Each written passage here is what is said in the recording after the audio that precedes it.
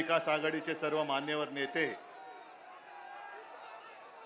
आणि जमलेल्या माझ्या देशभक्त बांधवांनो, भगिनींनो आणि मातांनो,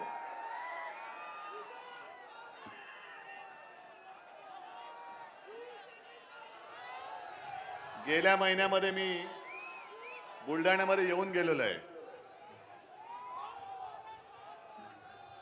पण गेल्या महिन्यापेक्षा आज जरा उष्णता वाढली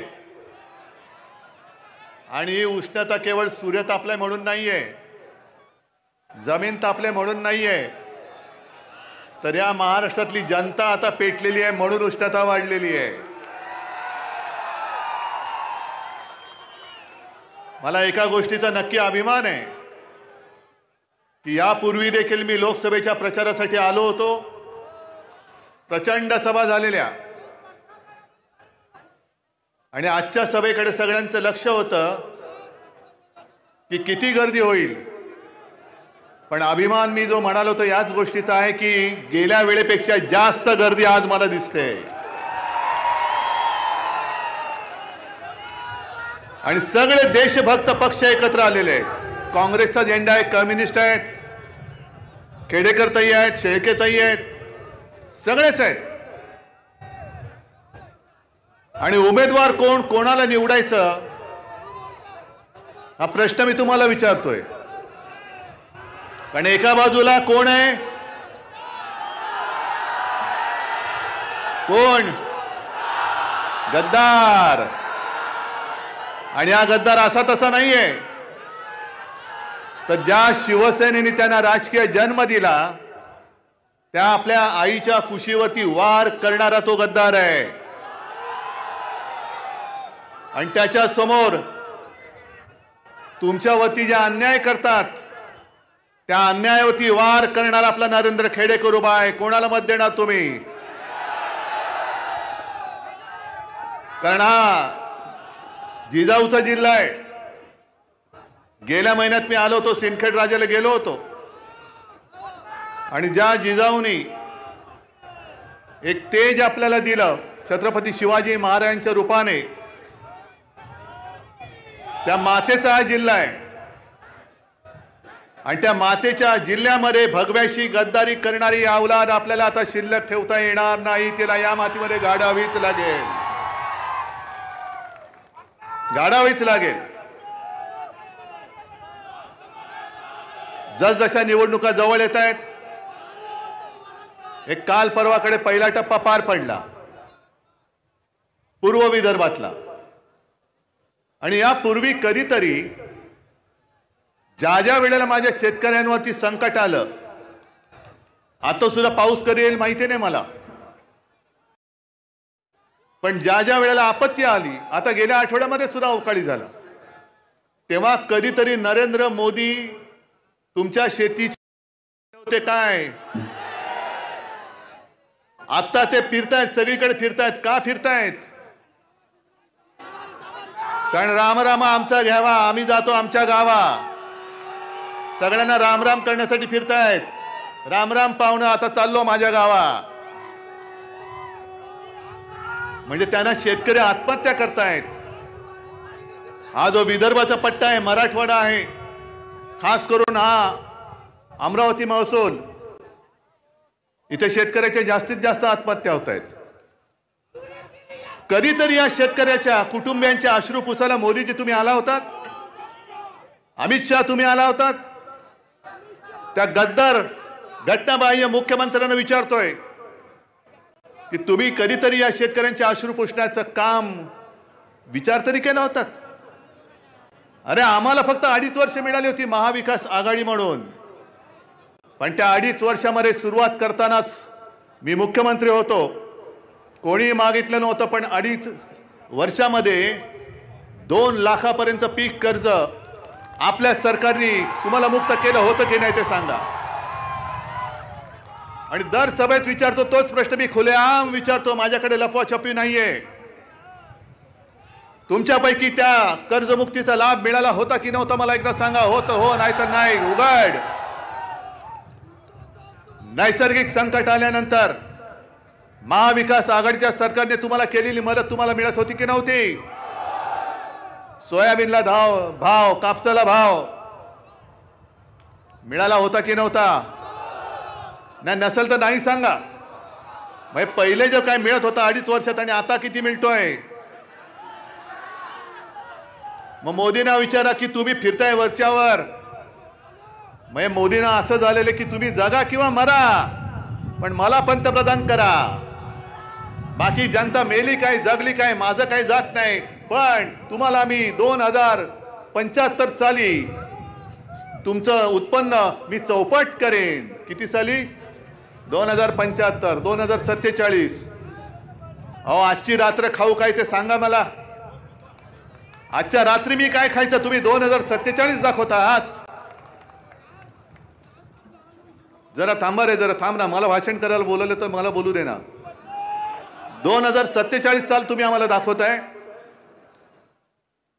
पण तुम्ही सगळेजण हुशार आहात.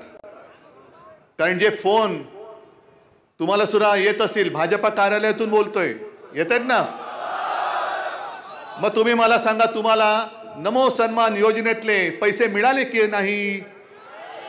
अरे नाही नाही तर फोनवाला म्हणतोय हो मिळाले. पण त्याच्या पुढचं असं आहे की तुमच्यासारख्याच काही कोटी लोकांना याचा लाभ मिळालाय. मग तुम्ही भाजपला परत मतदान करणार का? हे मात्र तो फोनमध्ये सुद्धा बोलतोय नाही. आणि तो पुढे विचारतोय काय म्हणून करू मतदान? माझ्या सोयाबीनला जो भाव मिळत होता महाविकास आघाडीच्या काळात तो कमी झालेला आहे. कापसाचा भाव कमी झालेला आहे. माझं उत्पन्न तुम्ही दुप्पट करणार होतात. शेतमालाला दुप्पट उत्पन्न तुम्हाला देणार होते, ते उत्पन्न दुप्पट नाही झालेलं. अवकाळी येतोय, कधी दुष्काळ येतोय, कर्जाचा डोंगर माझ्या डोक्यावरती चढतोय. काय म्हणून मी तुम्हाला मत देऊ हे मला सांगा. नमो सन्मान योजनेचे पैसे मिळाले, ठीक आहे. किती मिळाले? 6,000. मग तो शेतकरी त्याला विचारतो, त्या महिलेला विचारतोय की अहो तुम्ही मला सांगा, आम्ही शेतकरी 1 लाखाचं खत विकत घेतो बरोबर. साधारणतः वर्षाला किती तुमच्या पिकाप्रमाणे तुम्ही घेत असाल, पण 1 लाखाचं खत घेतलं तर 18% त्याच्यावरती जीएसटी लागते. किती टक्के? म्हणजे बरोबर बोलतो ना मी. मग 1 लाखाचं खत घेतलं तर जीएसटी किती झाली? 18,000. आणि तुम्हाला खात्यात किती देत आहेत? 6,000. म्हणजे मोदी बाबांच्या खिशात किती गेले? 12,000. मग तुमच्या खिशात हात घालून तुमचे 12,000 नेत आहेत आणि 6,000 तुम्हाला भीक म्हणून देत आहेत. नमो सन्मान. अशा माणसाचा सन्मान तुम्ही परत करणार? कशासाठी करायचं? या विदर्भामध्ये मला आठवत आहे की आपलं सरकार असताना आपण उद्योग धंदे आणण्याचे प्रयत्न करत होतो. अगदी म्यानमध्ये सुद्धा आणि पश्चिम विदर्भामध्ये सुद्धा अगदी सिंचनाच्या कामासाठी गोसीखुर्द मी स्वतः गेलो होतो. गोसीखुर्दमधनं पाणी पश्चिम विदर्भापर्यंत कसं आणायचं, नाग नदीचं सौंदर्यीकरण कसं करायचं. आपलं सरकार असताना कधी आपण हिंदू हृदय सम्राट शिवसेना प्रमुख बाळासाहेब ठाकरे समृद्धी महामार्गाचं काम बंद पडू दिलं नव्हतं ना. नागपूर मधली मेट्रो बंद पडू दिली, काही केलं नव्हतं. सगळं चालू होतं. अगदी आपली बोलणी चालू होती टाटा एअरबस सुद्धा नागपूरमध्ये किंवा विदर्भात आणायची. मग तुमच्या गावात जर का आले पंतप्रधान चुकून, कारण आता येतील, आपली सभा बघितली ते नक्की येतील, यावंच लागेल. आणि तुम्हाला सुद्धा निरोपाचा रामराम त्यांना करावाच लागेल. पण विदर्भामध्ये 10 वर्ष मोदीजी तुम्ही देशाचे पंतप्रधान आहात. गेल्या 10 वर्षामध्ये 1.5 वर्ष आमच्या महाविकास आघाडीची सोडली तर जवळपास 7.5 वर्ष तुमचंच डबल ट्रिपल चौपल किती इंजिन लावायची ती लावा. त्या इंजिनातून धुराशिवाय काही निघालेलं नाहीये. पण किती उद्योग माझ्या विदर्भात आणले सांगा, आणि किती माझ्या शिकलेल्या सवरलेल्या विदर्भातल्या मुलांना मुलींना नोकऱ्या दिल्या त्याचा पहिला हिशोब द्या. म्हणजे तुम्ही ना शेतकऱ्यांना खुश करत नाही, त्याचं काय करायचं तुम्ही करायचं. कारण मी काय बोललो तर लगेच अंगाचा तिळपा पडतो. पण आता करू काय? पण तुम्ही शेतकऱ्यांना कधी त्यांचं शेतीमालाचं किंवा शेतकऱ्याचं जे काय उत्पन्न आहे 2014 साली कोणी वचन दिलं होतं शेतकऱ्याचं उत्पन्न आम्ही दुप्पट करू? पीक विमा तुम्हाला मिळतोय? मग पीक विमा मिळत नाही. जे 18,000 खातायत त्यातले 6,000 तुम्हाला देऊन 12,000 पुन्हा वरच्यावर खातायत. शेतमालाला भाव देत नाहीत. कधीतरी निर्यात बंदी, कधीतरी जेव्हा गरज नसते तेव्हा निर्यात आयात काय वाटेल ते करतायत आणि शेतकऱ्याची वाट लावून टाकतायत. म्हणजे तुम्ही शेतकऱ्याला खुश ठेवू शकत नाही. तुम्ही सुशिक्षित जो माझा तरुण आहे, तरुणी आहे, तिला नोकरी देत नाही. गाव सोडून त्यांना भटकावं लागतंय. बरं, विदर्भामध्ये उद्योग आणायचं तर विदर्भात नाही आणणार. उद्योग कुठे नेतात? म्हणजे माझ्या हक्काचं जे आहे, माझ्या महाराष्ट्राच्या हक्काचं आहे, माझ्या विदर्भाच्या हक्काचं आहे, ते तुम्ही त्याला देत नाही आहात. त्याला तुम्ही नुसती गाजर दाखवतात आणि संपूर्ण सगळे उद्योग धंदे तुम्ही गुजरातला घेऊन जातात. अहो मोदीजी, तुम्ही गुजरातचे पंतप्रधान नाही, संपूर्ण हिंदुस्थानचे पंतप्रधान आहात. आणि गुजरात बद्दल माझ्या मनामध्ये काही द्वेष नाहीये. आपला उद्या इंडिया आघाडीचं सरकार येणार म्हणजे येणारच, आपल्याला ते आणावं लागणार म्हणजे लागणारच आहे. पण इंडिया आघाडीचं सरकार आल्यानंतर सुद्धा जे गुजरातच्या हक्काचं असेल ते नक्की आम्ही गुजरातला दिल्याशिवाय राहणार नाही. गुजरात सुद्धा आमचाच आहे. पण गुजरातची समृद्धी होण्यासाठी तुम्ही माझ्या महाराष्ट्रामधल्या शेतकऱ्यांच्या आणि युवकांच्या तोंडातला घास हिसकावून जर गुजरातला भरवणार असाल तर याद राखा, तुम्हाला पुन्हा महाराष्ट्राच्या मातीमध्ये आम्ही पाय ठेवायला देणार नाही. का सगळे संतापून का पेटलेले, का उठलेत? 10 वर्ष आम्ही तुम्हाला दिली. 10 वर्ष आमच्या आयुष्यातली, अख्ख्या देशाच्या 140 कोटी जनतेच्या भविष्याची 10 वर्ष आम्ही तुम्हाला दिली. तुमच्या थापा ऐकत ऐकत 10 वर्ष निघून गेली. अजूनही त्याच्यावरती काही उत्तर देत नाही. आज तुम्ही काय काय शब्द आणि काही गोष्टी विसरून पण गेला असा. नोटबंदी लक्षात आहे काय? तुम्हाला फटका पडला नव्हता? रांगेमध्ये तुम्ही उभे राहिले होते, काहींचे मित्र, सुटाबुटातले मित्र उभे राहिले होते, तुम्ही राहिला होतात.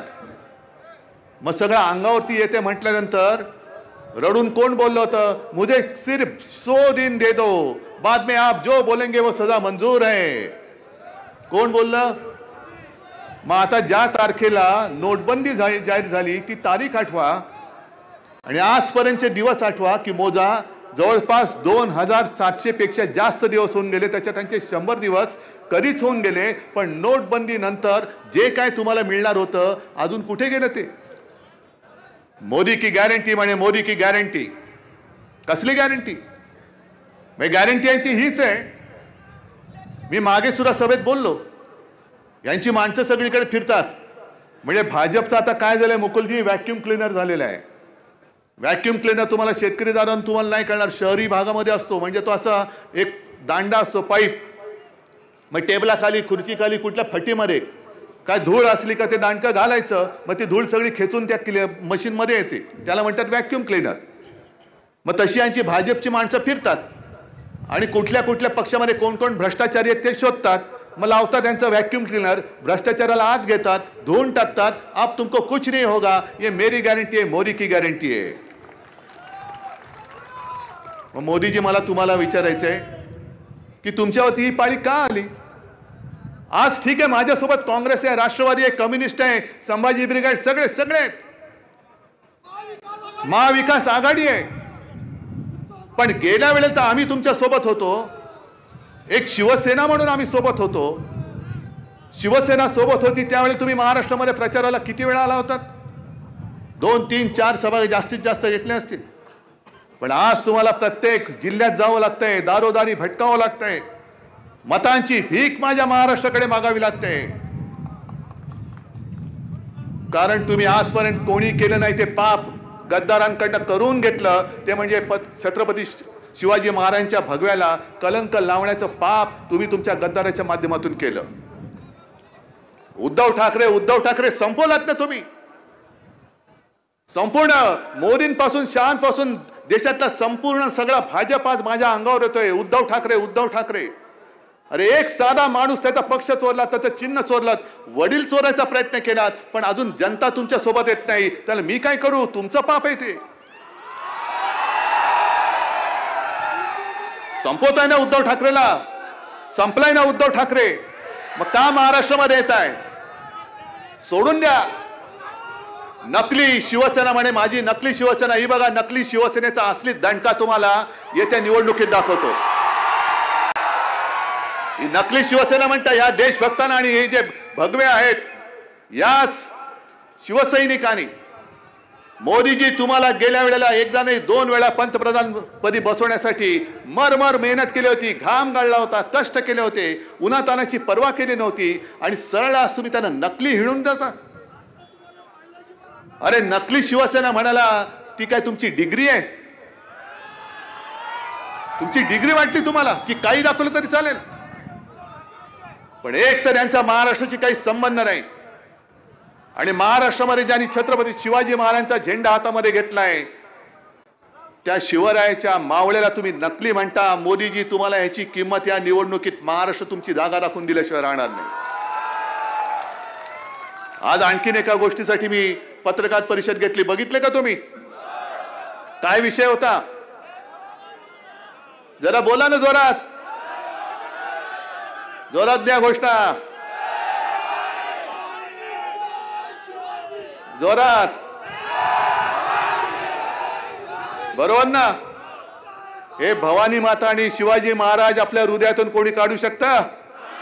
अरे तुमच्या 700 पिढ्या उतरल्या तरी माझ्या महाराष्ट्राच्या हृदयामध्ये जे छत्रपती शिवाजी महाराज आणि भवानी माता बसलेली आहे तिला तुम्ही 700 पिढ्या उतरल्या तुमच्या तरी तुम्ही काढू शकणार नाही. हे जे गाणं आज तुम्हाला ऐकवलं मशालीचं गाणं, मशाल गीत, काय आम्ही घोड मारले तुमचं? आम्ही बोलणार जय भवानी जय शिवाजी. मी आज सुद्धा बोलतो, उद्या सुद्धा बोलतोय. निवडणूक आयोगामध्ये हिंमत असेल तर माझ्यावरती कारवाई करून दाखवा. तुम्ही जय श्रीराम म्हणता, आम्ही सुद्धा जय श्रीराम म्हणतो. तुम्ही तिकडे कर्नाटकामध्ये बजरंग बली की जय बोलून मतदान करा म्हणता. अमित शहा तिकडे मध्य प्रदेशमध्ये तुम्ही जर का आमचं सरकार बनवलं तर तुम्हाला रामललाचं दर्शन मोफत देऊ म्हणता. आम्ही तसं बोललोय, पण आम्ही आमच्या भवानी मातेचा गजर केला. कारण भवानी माता आमच्या महाराष्ट्राचं कुलदैवत आहे, छत्रपतींचं कुलदैवत. ती भवानी माता, अरे तिला वंदन केल्याशिवाय आणि तिला वंदन करूनच छत्रपती शिवाजी महाराजांनी हिंदवी स्वराज्याची स्थापना केली होती. ती माझी भवानी माता, तिचे आशीर्वाद हे माझ्या जनतेच्या रूपाने माझ्या समोर बसलेले आहेत. पण तुम्ही वेडेवाकडे काही कायदे कराल. एक तर तुम्ही म्हणजे निवडणूक आयोग, तुम्ही माझं नाव, शिवसेनेचं नाव गद्दारानं दिलं, माझं चिन्ह त्यांना दिलं. सर्वोच्च न्यायालयामध्ये खटला आम्ही दाखल केला, आम्ही लढतो आहोत आणि मला खात्री आहे की लोकशाही अजूनही जिवंत आहे आणि ती जिवंत ठेवायला माझे मर्द सैनिक सगळे बसलेले महाविकास आघाडीचे हे कार्यक्षम आहेत. आपण जे लढतो आहोत ते त्याच्यासाठी लढतो आहोत. हे 50 खोके तुम्ही जे ओरडताय ना, याचं खोकेबाज सरकार हे तुमच्यावरती राजवट करते. तुम्हाला चालतंय? मग तुमच्या मताला किंमत काय? जर खोके देऊन जर मी गद्दार घेऊन सरकार स्थापन करणार असेल तर मी निवडणूक लढवत नाही. येऊ दे किती लोक, मी काय खोके फेकतो आणि गद्दाराने विकत घेऊन मी होतो ना पंतप्रधान.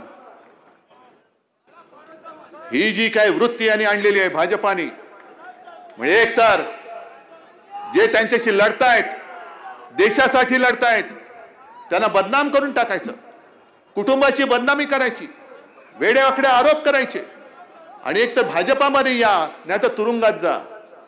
काही नेबलेट लोक गेली. जसं मोकुलजी तुम्हाला माहिती असेल, जागा वाटपाच्या चर्चेला तुमच्यासोबत तुमचे नेते बसायचे. कोण? म्हणजे मला खरंच कीव येते आता. भारतीय जनता पक्षाची, ज्याला मी भाडकाऊ जनता पक्ष म्हणतो किंवा भेकड जनता पार्टी म्हणतो, त्यांची मला आता कीव येते. अरे तुमच्यासोबत आम्ही होतो, आता तुमचं काय झालंय की सगळं बदनाम. म्हणजे मी मागे सांगितलं ना की त्यांची माणसं फिरतात, मग एकेकाने घेऊन जातात, मग त्यांचं एक मंडळ बसतं हा माणूस आणलाय, किती कोटीचा घोटाळा केलाय? यांनी 5 कोटीचा केलाय. चल रे, त्याला कोणतरी फालतू रस्त्यावरची लोक घेऊन जा. यांनी किती केलेला आहे? यांनी 100 कोटीचा केलेला आहे. ठीक आहे, जरा बाजूला घे. यांनी किती कोटीचा केलाय? 500 कोटीचा केलेला आहे. हा जरा या बाजूला घे. यांनी कितीचा केलाय? 70,000 कोटी. अरे ये तुला मांडीवर घेतो. म्हणजे जेवढा घोटाळा मोठा तेवढा मान मोठा. बरं, 70,000 कोटीचा घोटाळा कोणी केला? मोदी. आणि ज्यांनी घोटाळा केला 70,000 कोटीचा, त्याच्या हातामध्ये महाराष्ट्राच्या तिजोरीच्या चाव्या कोणी दिल्या? मग लुटताय कोण? मग लुटालूट तुम्ही करायची, वाटा मला द्यायचा, पण लुटण्याचा डाग हा तुमच्या कपड्यावर पडेल, माझ्या कपड्यावर पडणार नाही. मैं ना खाता हूं, ना खाऊंगा, ना खाने दूंगा, लेकिन तेरे हाथ से. हे असं आहे. नाही, टरबुजाचा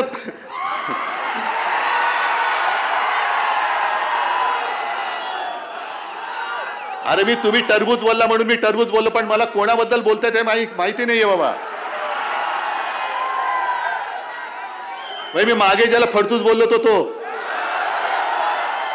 मी कलंक बोललो होतो ना, काल पण काहीतरी बोललो तोच का? अरे एवढं माहिती तर मी कशाला बोलू? तुम्हीच बघा ना त्याचं काय ते. ही सगळी वृत्ती जी आहे ना, यांच्या बरोबर त्यांचं जे काय म्हणतायत, ही नीती, ही देशाला खड्ड्यात घालणारी नीती आहे.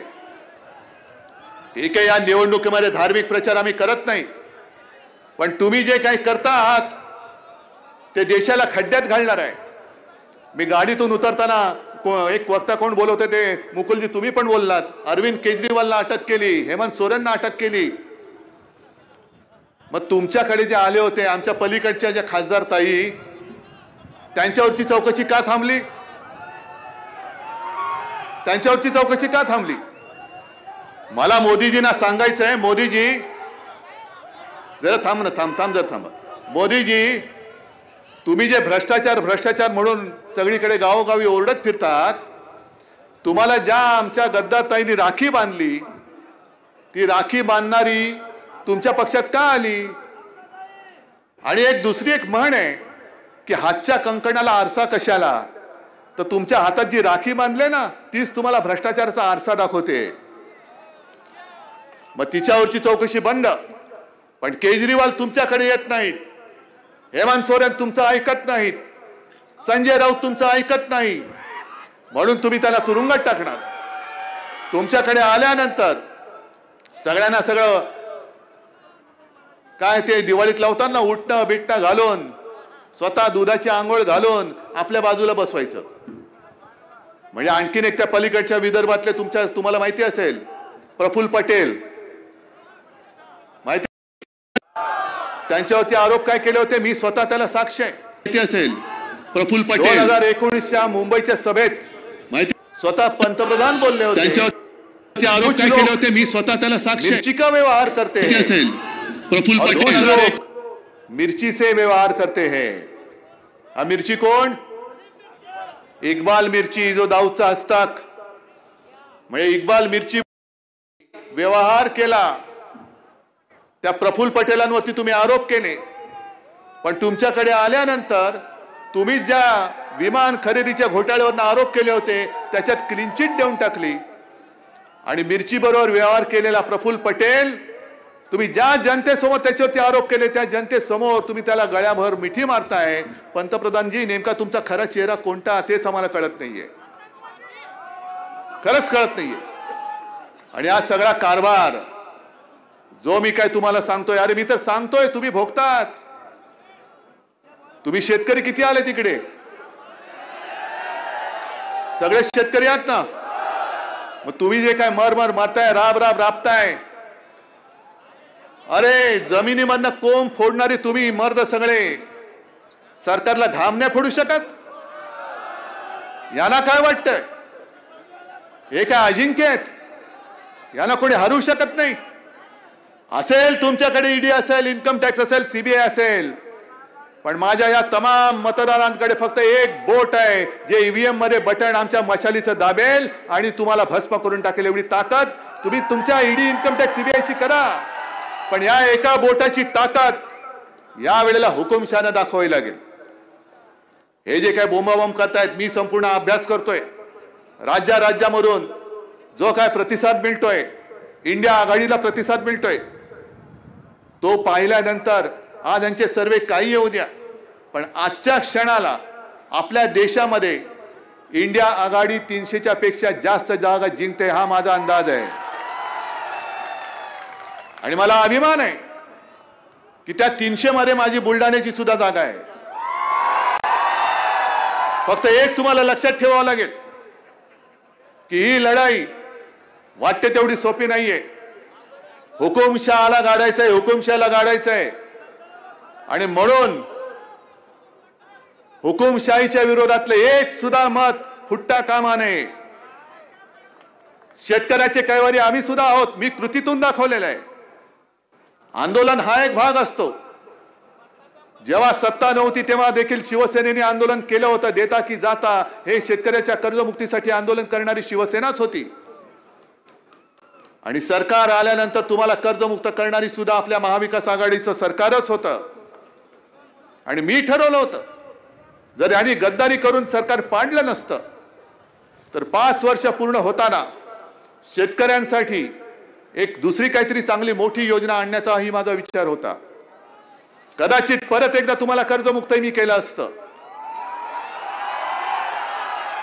किंवा अशी काहीतरी एक ठोस योजना आणली असती की ती उगाच जाहीर करून तोंडाच्या वाफा दवडण्यापेक्षा मी तुम्हाला ते करून दाखवलं असतं. आणि म्हणून माझी तुम्हाला नम्र विनंती आहे की ही लढाई आता थेट लढाई झाली पाहिजे. हुकुमशाही विरुद्ध लोकशाही मध्ये अपक्ष वगैरे कोणी उभे राहतील त्यांना मत देऊन तुमचं मत वाया घालवू नका, कारण त्या संपूर्ण सरकारमध्ये एखादा माणूस कोणा त्याचं ऐकू शकत नाही. पण जेव्हा तुमचंच सरकार असेल, तुमचं ऐकणारं सरकार असेल, तेव्हा तुम्हाला आणखीन तिसऱ्याची गरज लागणार नाही. आणि मी तुम्हाला बांधील आहे. द्या मोदीजी, तुम्ही गॅरंटी द्या. आणि उद्धव ठाकरे तुम्हाला वचन देतोय, जनतेला वचन देतोय. एका बाजूला उद्धव ठाकरेचं वचन आणि दुसऱ्या बाजूला मोदींची गॅरंटी. शेतकऱ्यांना आणि जनतेने तुम्ही ठरवावं तुमच्या विश्वासाचं काय आहे. मी तुम्हाला वचनबद्ध आहे. शेतकऱ्यांच्या हिताचं, सुशिक्षित बेरोजगारांच्या हिताचं, अगदी महिलांच्या सुरक्षिततेचं आणि गरिबांचं सुद्धा हे धोरण नुसतं आखून नाही सांगणार, तर आपलं इंडिया आघाडीचं सरकार आल्यानंतर त्या सरकारकडनं महाराष्ट्रामध्ये मी करून घेतल्याशिवाय राहणार नाही, हे मी तुम्हाला वचन देतोय. मग तुम्ही निर्णय घेतलाय पक्का? निशाणी काय नक्की? हा बुलढाणा इकडे मशाल आहे, अकोल्यात काय, अमरावती, यवतमाळ, सगळीकडेच जिथे जिथे आपल्या महाविकास आघाडीचे उमेदवार उभे आहेत, शिवसेनेचा आहे त्याचं मशाल आहे, काँग्रेस आहे त्याचा हात आहे, आणि राष्ट्रवादीचा आहे त्याच्यात तुतारी आहे. म्हणजे हातामध्ये मशाल घेऊन विजयाची तुतारी आपल्याला फुंकायची आहे. आणि मला खात्री आहे की नरेंद्रजी हे सगळे आपले मित्र, मला सगळ्यांना खास धन्यवाद द्यायचे, कारण शेळकेताई तुम्ही, खेडेकरताई तुम्ही सुद्धा इच्छुक होतात.